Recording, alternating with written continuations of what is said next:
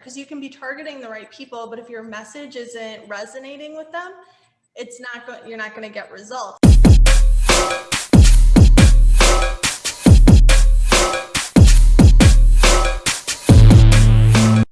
Hello, Profit First entrepreneurs and thought leaders. I am so excited today because we have a special guest, and she is a specialist in an area that we all need help in, especially during this COVID-19 and with our products and services and how to get that out there to the market. And her name is Diana Mantley, and Diana is an independent Facebook ads launch strategist for aspiring 7 and 8-figure service business owners, and she specializes in increasing lead generation. So please join me in welcoming Diana Mantley to our group. How are you, Diana? How are you? I'm doing well. Thank you so much for having me on. I'm super excited to chat with you today about, Facebook ads and how we can use them to grow our businesses. And this time when being online is a great place to be. Well, I'm excited to have you because, this is an area where a lot of people are starting to venture in, right? Because everything has shifted online really in the last 6 months, and we all suddenly have to become Facebook ad strategists, which not all of us are. Did I tell you I had a campaign that had $42 a lead?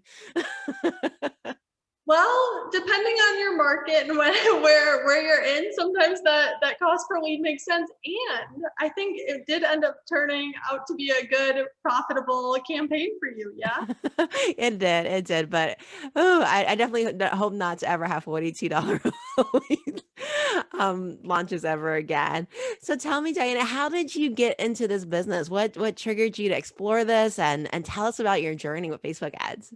Yeah, for sure. So my background is actually in education and higher education sales and marketing, where I got my first taste and exposure to digital marketing. And of course, it was selling education as a service. So when I stepped back from that and I started my own business, taking a skill I already had, just bringing it online, working with a lot of local businesses to help them to do lead generation to increase foot traffic into their stores. And then COVID hit. So the transformation from local business to online service-based businesses just kind of made that shift. And now I love it. And I love working with service-based businesses. And so in terms of e-commerce, I can speak to it a little bit, but the service side is more of my realm of expertise, definitely. I love it. I love it. So tell us about Facebook ads. Tell us about how do we get the most return on investment and ROI on our Facebook ads? Yes, I love that question, and it's also such a loaded question that I will definitely do my best to answer it. The first thing that I always emphasize is being super clear on your goal. Like, what do you want to accomplish? What do you want to get from your campaign? Is it leads? Is it sales? Is it you just want people to watch your video? There's all different kinds of kind of goals or objectives that you can set for your Facebook ad campaign. And so making sure that that is the correct, you're choosing the correct one up front is going to make all the difference, because we hear all the time, oh my gosh, all I got was a ton of clicks, but I wanted purchases or I wanted leads, right? And so it comes down to, you can make beautiful ads, but if you don't choose the right objective and have the right goal selected, everything is just going to fall flat. So really, when you want to get the best ROI, knowing what your goal is and making sure that aligns with what you're choosing in Facebook. And otherwise, it comes down to, I guess, the other things that we hear so much about, the importance of organic marketing as well, is knowing your ideal client, who they are, like to the core, and being able to enter that into Facebook as best as you can to reach those people. And then also writing copy and creating creative that stops the scroll, that grabs people's attention, that makes them really want to engage with you or your brand and take that next step that you're asking them to. I love that. I love that. And that's a lot of juicy morsels there and that brief conversation, Diana. So let's start with the target goal, the goal of the campaign. Yeah. And Facebook ads, it can, it's kind of written in this like archaic code, what I mean? There's no instructions for it. It constantly changes. Yeah. And how do you set your campaign up that it has the right goal? How do you know what type of goal to have? Mhm. That's a great question. And so when you're thinking about, okay, I'm going to create an ad, first thinking in your head, okay, what do I want from this? Or what if X happened, I would be happy, right? And then so choosing the objective that aligns closely with that. And you're so correct, where it's kind of like a very difficult thing to find definitive answers, and things are always changing, and staying on top of things is very tough. But it's also possible. However, it is a ton of time and engagement and learning and education, and always staying on top of it, to really know that. So finding and like doing a little bit of research to determine and make sure that what you're selecting is going to be the one that aligns closely with that. So for example, if you are wanting to generate leads through like a landing page that you set up, or purchases, or have people complete registration for an event, that's something that you would use the conversion objective for. If you're not doing such kind of direct response marketing, you may be interested in more of like the brand awareness objectives. That would be more of reach and brand awareness, where you're just putting out information about your brand, but not really asking people to take action on it. So that might be something where, if you are a billion-dollar company and just kind of want to show people your brand and not ask them to do anything, those are good objectives that you can choose for that. Smaller businesses, typically we're doing a little bit more where we want direct response, more asking people to take an action right away. But yeah, there's a ton of others. Engagement, if you just want to send your post out and just get a ton of likes or comments on it, or people to view it. Same with video views, if you just want people to watch your video and kind of learn more about you and your content. Those are some different things that you can choose, or just sending people to a landing page views through the traffic objective if they want to read a blog post. So these are a ton of different ways that you can think about, this is what I'm going to run ads to, this is what I want to come of it, and how can I select the objective that aligns most with that. I love that. That's really good. So making sure you pick the right objective, right? Yeah. Those link clicks, you get a lot of them, but they might not convert to sales, right? Yes, definitely. And that's right, a huge mistake that a lot of people make. And I also like to think of it as sort of buckets, where not every objective is treated equal. So for example, the same person that Facebook is going to show a link click ad to might not be the same that they're going to show a conversion ad to, or that they're going to show a page like ad to. So it's all different, like people, they watch how the AI gathers how people are engaging on Facebook, and show them ads that they're most likely to engage with back, because it's a social platform. They want people to love their experience online. So for example, me, I never see a ad that's like my Facebook page, just because that's not what I would engage with. And so you might not either, but it's always thinking about that too. Like, what is the kind of level or intent at each stage of the different objectives that are being chosen to? Oh yeah, definitely. So if you're looking for buyers and you're doing page likes or just link clicks, you're not going to get a whole lot of buyers, right? Facebook is going to save the higher expensive ads for the buyers. Typically, yeah. And like the link clicks and landing page views can work really well for retargeting. And so you can gather people on your pixel and retarget them later. And that is a great way to funnel people into your brand and learning more about you. So it is a strategy, but it's also something that, yeah, setting that strategy in advance and knowing how you're creating that funnel with ads. Something else you mentioned earlier too was ads that stop the scroll. Mhm. Diana, what are ads that stop the scroll? That's a great question. How I always like to think of it is, before hitting publish on any ad, if you're looking at it yourself and you're saying, would I want to see this on my newsfeed? And if it's a no, other people probably or might not want to either. So always thinking from your buyer's perspective or your ideal client's perspective, is this something, and if a lot of times, like, you may be your older version of your ideal client, right? Like you were where they were a couple of years ago. Is this something that I would have resonated with? Or asking people that are your ideal client, hey, does this speak to you, before hitting publish on anything? But if you don't do that, you'll always know based off the metrics and the numbers, it kind of speaks for itself. How is it doing, right? So making things Video is obviously working great. And that's why, right, YouTube is an awesome platform as well, because people love video and it's just going to continue to grow and grow and grow. And things that are even don't need to be, you don't need to pay a videographer to make an amazing video. You can literally do it like a live just with your iPhone, making a video super natural. People love authenticity and being able to see who is this person behind this brand, and like, do I like them? Do I want to hang out with them? Do I want to know more about them? And that's a great way to show who you really are, instead of just, still images still work, but I always encourage people, if you're not afraid of the camera, get in front of it and do a video.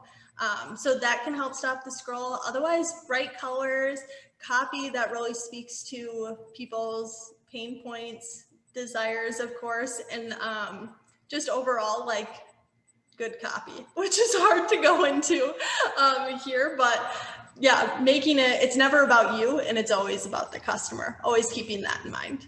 I love that. So it's customer first. What is your customer looking for? And how do you give them ads that really, make them want to stop and learn more, right? Whether it's your copy, whether it's your photo or the video, what makes them stop more? I absolutely love that, Diana. That is really good, juicy stuff there. So let's talk about mistakes. Let's talk about mistakes that are happening in Facebook ads, like my $42 lead ad. What are the mistakes that happen in Facebook ads?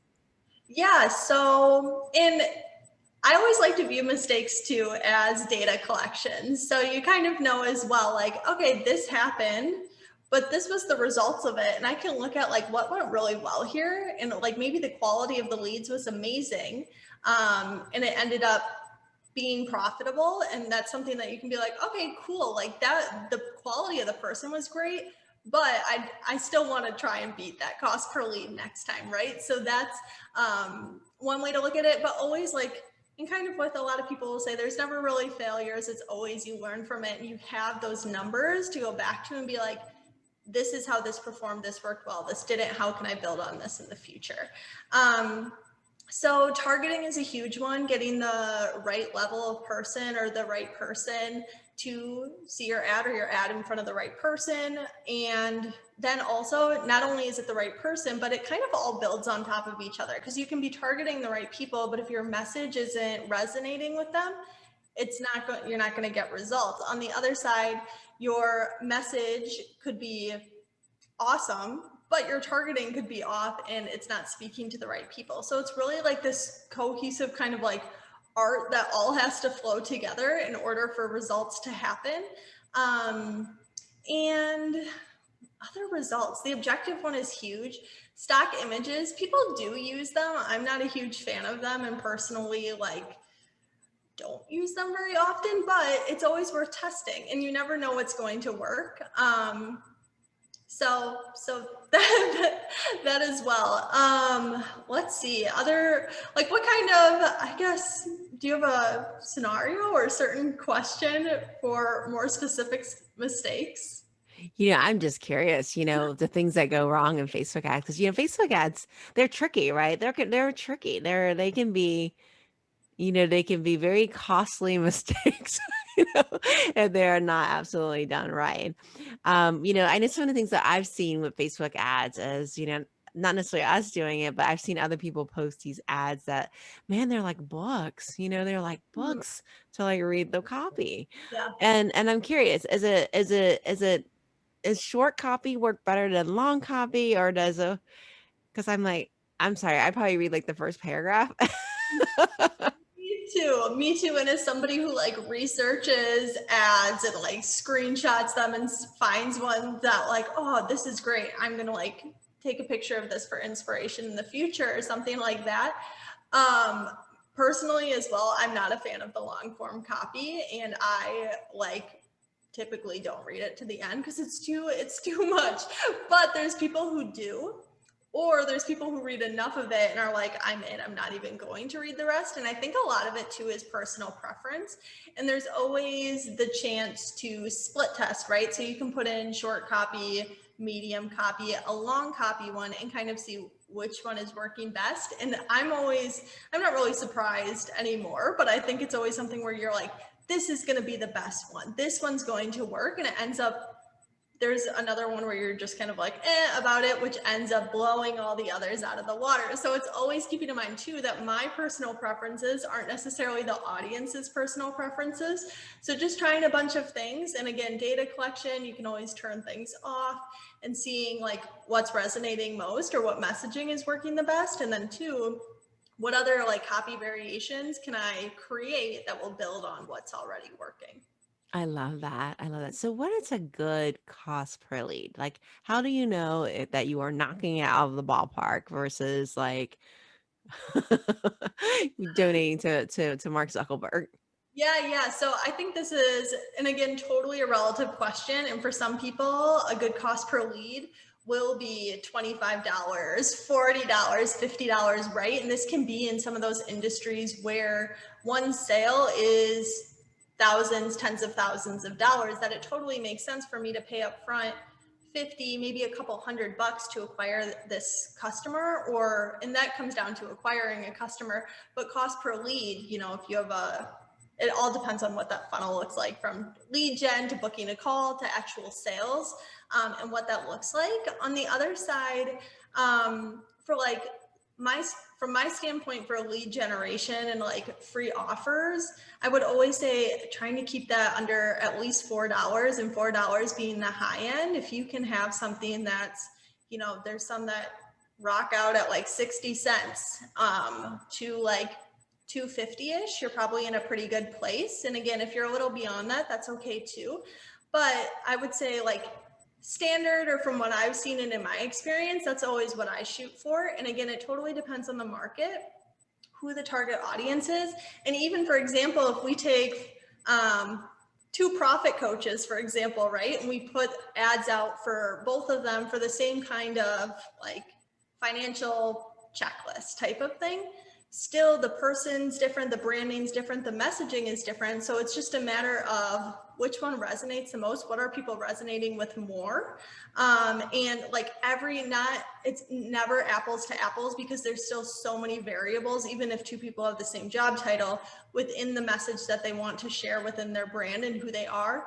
And also something that comes into it, how established they are too. And if they have a, kind of depends on the size of your audience in some ways, and how long you've been running ads. Because in the long term, if you continue to show up and people keep seeing your ads and like you continue to grow your list that way, that's also an awesome way to, you know, create brand recognition for yourself, that people are like, oh, I've seen her before, I trust her stuff, I'm going to opt in for this. Yes, I'm going to opt in for this. Yeah, I'm going to buy this.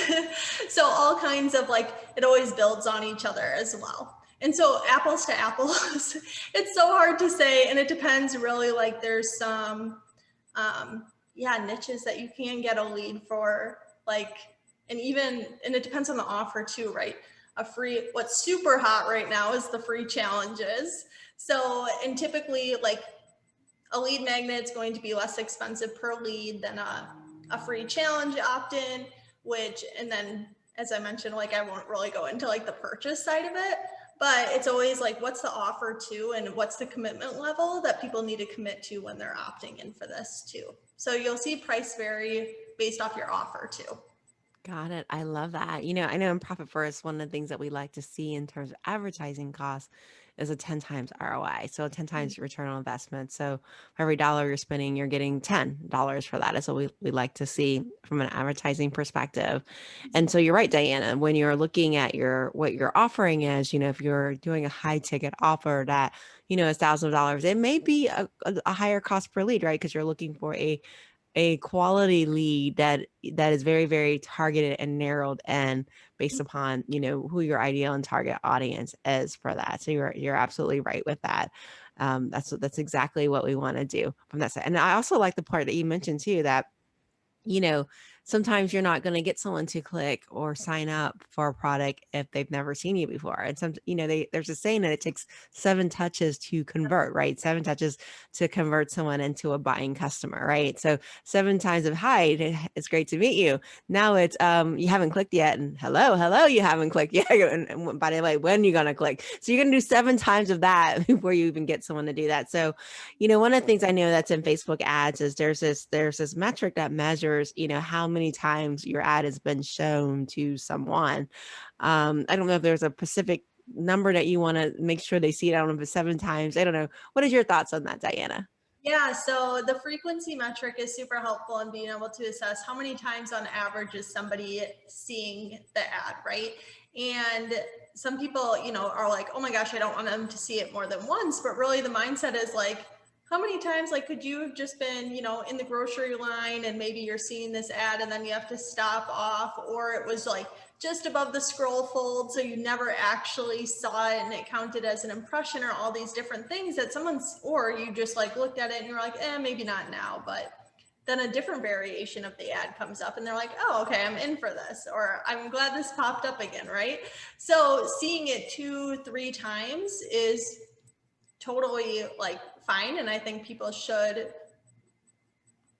you can aim for that. You can aim for people seeing your ad multiple times, and before like being like, oh, I need to turn this off now, or even scaling with your audiences. So adding more audiences into the mix. But in terms of, I think like how many times people are seeing it, and it will start to fatigue. You'll see that as the frequency increases, so will your cost per lead may start to rise, your click-through rates might start to decline, because these are people who have already seen your ad and it might be like, no, I'm not interested in this, but it keeps showing up for them. However, again, we tie back to Facebook wants to show ads to people that they think they're going to like, because it's a social platform, they want to keep it on it. So that's the whole goal.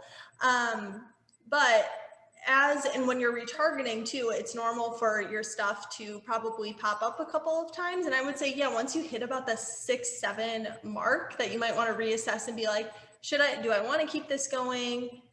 Is this still performing well? And this can be something where, you probably won't hit that number, especially if it's a cold traffic campaign, for a couple of months. And you can always add new audiences into the mix. And I would always do that. Like once you're even hitting 4 or 5, it could even be 3. You're starting to scale your campaign horizontally, meaning that you're adding in new audiences that are potential good fits for your offer and people that you also want to attract. So you're continuing to do that. You're getting fresh eyes on your campaigns, and then that number has the chance to like stabilize, decrease, because then it can hit a point where people start, if you just keep showing it. I've seen ad accounts where people have seen people's ads 20 times, or people have seen ads like 11 times, which isn't necessarily a bad thing if it's still producing results that they're happy with. On the other side, is it also, you need to think about brand recognition for you. Is this something that they're like, I'm sick of seeing this, why, like, can they turn it off already? Kind of thing. So, but there's also the option, of course, for people to hide ads if they really don't like something. And that's all kind of would play into your relevance scores and whatnot as well. But yes, you're right. And I think that frequency, you can see how many times somebody has seen it, and no need to worry if it's at like 2 or 3. It just means, people are seeing it a couple of times, which gives them another opportunity to read about your offer and even take the next step. I like that. And it's interesting too that you say that, because there are times that you're in a grocery store and then the perfect ad pops up while you're in line, and just as you're like ready to click, you have to go check out. And so it's great to be able to like sometimes just like, hey Facebook, thanks for doing that reminder for me, and looking out for me, because you're right, I did really want to look at that.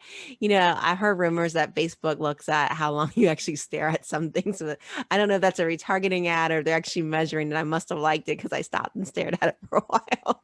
Yeah. And those ones that you kind of stop and you've probably clicked on and read the copy, you'll see that those are the ones that are most likely to repop up for you. And that's all like their AI and just making that user experience the best it can be. That is really, really neat. That is really good. And so, Diana, as we wrap up today, if you could leave our viewers and our listeners with one piece of advice, and it can be personal, it can be over business, what would that piece of advice be? Yeah, I would say, well, and I guess I'll relate it to Facebook ads would be, and this is what I always like to share in regards to ads, is that you can generate as many leads if you are a service-based business as you want, but if you don't have the back end systems like your email sequence, even if you have like a receptionist calling people to schedule appointments, or whatever that looks like, if that's not set up and like fleshed out entirely to be like a well-oiled machine, you're not going to probably get the numbers of conversion rate that you're really looking for. So really making sure that what the processes that you have set up are in place to support your advertising efforts so that you can get the maximum ROI out of your lead generation. I love that. Thank you. That's great advice, right? Because no point in bringing in leads if you can't service them, right? Or warm them up even more, right? Because, like I said, it takes 7 touches to give a close. Yeah, and everything just, can kind of fall flat where sometimes you see people, you're bringing in mass numbers, but they never get touched again. And then it's like, well, it didn't work, but it didn't work because there was no next step. Oh yeah. Yeah, that can definitely happen. So Mhm. Diana, how do our viewers and listeners contact you to learn more or to work with you? How do we contact you? Yeah, sure. Feel free if you have questions. You can send me an email at diana@ngadvertising.com, and my website's also ngadvertising.com. So feel free to check that out and yeah, learn more about how Facebook ads can help you scale your business. Thank you, Diana, for sharing your wisdom with us. Oh, of course, my pleasure. Thank you so much for having me.